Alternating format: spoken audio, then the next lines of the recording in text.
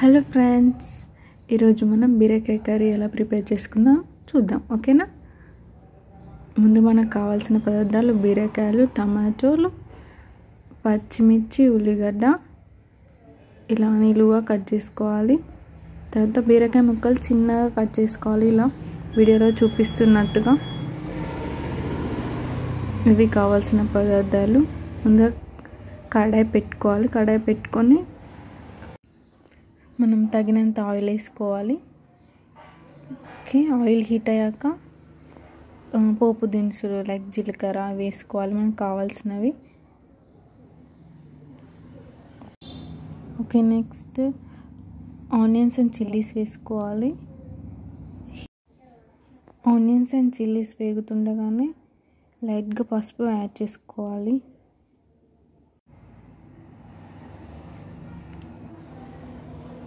ఇలా బాగా కలుపుకోవాలి వీడియోలో చూపిస్తున్నట్టుగా.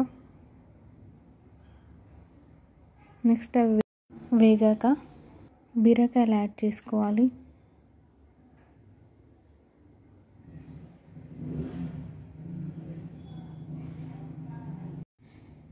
ఇవి 1/2 kg బీరకాయలు అన్నమాట.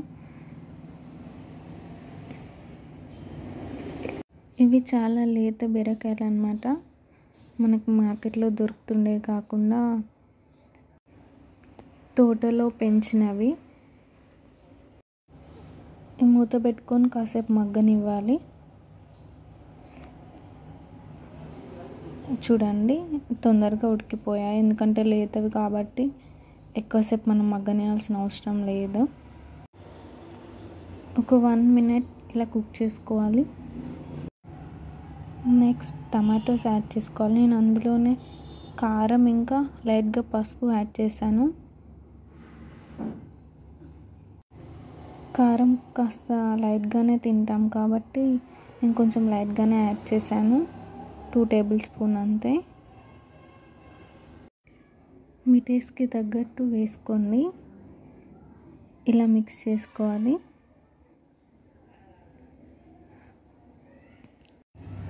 ఒక 2 minutes ఇలా కుక్ అవనివ్వండి. నెక్స్ట్ సాల్ట్ యాడ్ చేసుకుందాం. నేను 3 tablespoons యాడ్ చేశాను.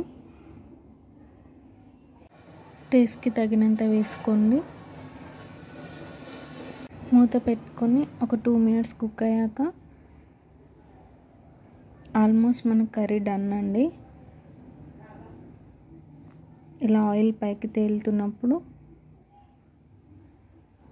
స్మాల్ గ్లాస్ ఆఫ్ వాటర్ని యాడ్ చేసుకుందాం.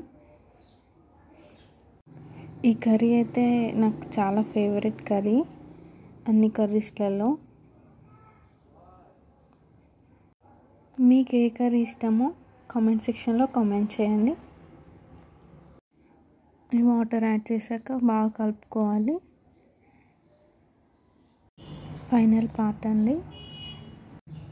2 minutes ఇలా లిడ్ పెట్టుకొని కుక్ అవ్వనివ్వాలి.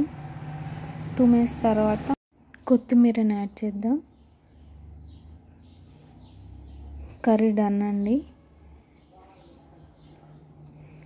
ఒక్కసారి ఇలా తిప్పేసుకోండి. అంతే, ఎంతో టేస్టీగా ఉండే బీరకాయ టమాటో కర్రీ రెడీ. ఈ కర్రీని మనం రైస్లోకి ఇంకా చపాతీలోకైనా చాలా టేస్టీగా ఉంటుంది. మీకు నచ్చితే ట్రై చేయండి. Like, share and subscribe. Bye.